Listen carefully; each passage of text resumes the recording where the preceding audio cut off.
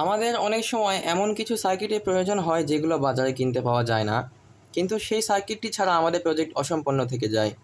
তো এরকমই গত ভিডিওতে আমার একজন দর্শক কমেন্ট করেছিলেন যে তার এমন একটি চার্জিং সার্কিট দরকার যেটা যখন ব্যাটারি চার্জ করবে তখন ব্যাটারি থেকে আর আউটপুট বের হবে না।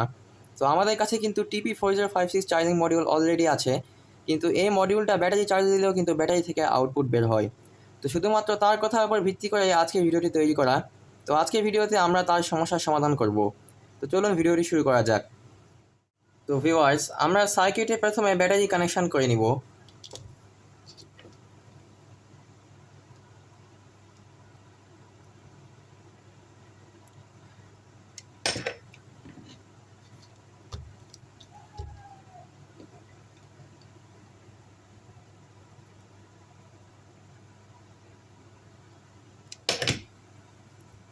তো আমাদের ব্যাটারি কানেকশন করা হয়ে গেলে আমি মাল্টিমিটার নিয়ে নিচ্ছি।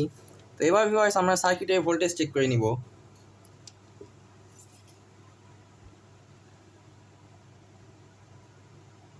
তো ভিউয়ার্স, আপনারা দেখতে পাচ্ছেন সার্কিটটিতে কিন্তু 3.80 ভোল্টেজ আসছে, এটা হচ্ছে আমাদের আউটপুট ভোল্টেজ। তো এবার আমি লক্ষ্য করব যে সার্কিটে যে চার্জিং পিনটি রয়েছে এখানে কোনো ভোল্টেজ আসছে কি না। তো ভিউয়ার্স, এখানে কিন্তু 0.16 ভোল্টেজ আসছে, যেটা খুবই পরিমাণ সামান্য, এতে কোনো সমস্যা নেই। তো এবার আমি সার্কিটটি চার্জিংয়ে লাগিয়ে দেখব। তো ভিউয়ার্স, দেখতে পাচ্ছেন আমাদের সার্কিটটি কিন্তু চার্জ নিচ্ছে। তো চার্জিং অবস্থায় আমি এই সার্কিটটির ভোল্টেজ চেক করে নিচ্ছি। তো আপনারা দেখতে পাচ্ছেন চার্জিং অবস্থায় এর আউটপুট 4.19 ভোল্টেজ। তো এবার আমরা এটার ইনপুট চেক করে নিচ্ছি। তো ভিউয়ার্স, আমরা দেখতে পাচ্ছি চার্জিং অবস্থায়ও কিন্তু মডিউলটি ইনপুটে 4.76 ভোল্টেজ রয়েছে। তো এই মডিউলটি চার্জিং কাট করার জন্য এবার আমি এখানে একটি রিলে ব্যবহার করব। তো চলুন রিলে কানেকশানটি করে ফেলি।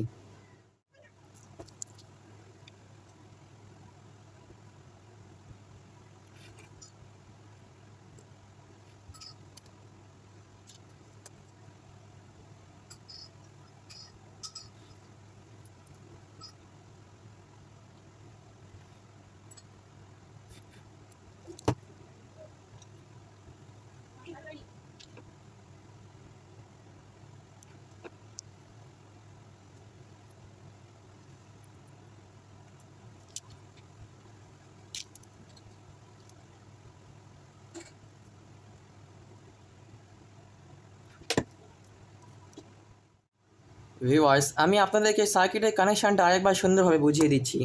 তো প্রথমে আমাদের চার্জিং মডিউলের ইনপুট থেকে দুইটা তার বের হবে এবং এই দুইটা তার যাবে আমাদের রিলের এই পিনে এবং এই পিনে। এরপর ভিউয়ার্স, আমাদের ব্যাটারি এর আউটপুট নেগেটিভ এবং আউটপুট পজিটিভ থেকে তার বের হবে এবং এই দুইটার মধ্যে থেকে আমাদের নেগেটিভ তারটা যাবে রিলের মাঝখানের পিনে।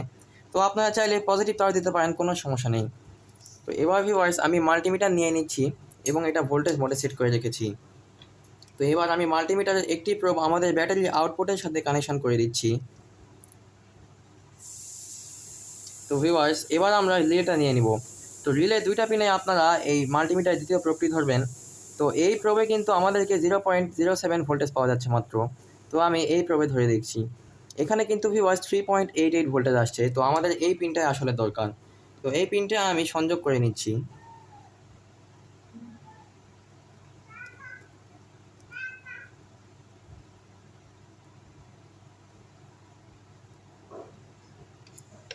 তো ভিউয়ার্স, আমাদের পিনটা সংযোগ করা হয়ে গেলে আমি এবার আমাদের মাল্টিমিটারের নেগেটিভটা এই পিনে দিয়ে দিচ্ছি।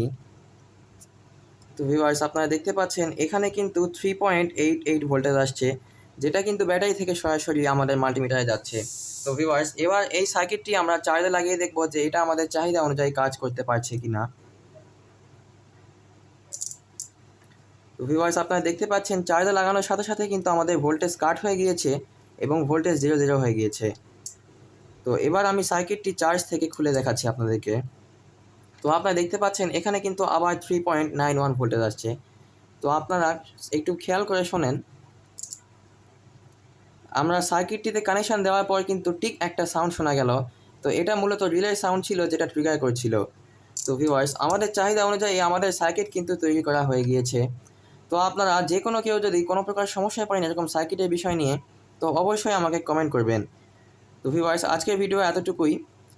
আর যদি আপনারা অন্য কোনো সমস্যায় পড়েন এই সার্কিট ব্যতীতও, অন্য যে কোনো সার্কিট নিয়ে কমেন্ট করতে ভুলবেন না। ফি আমানিল্লাহ।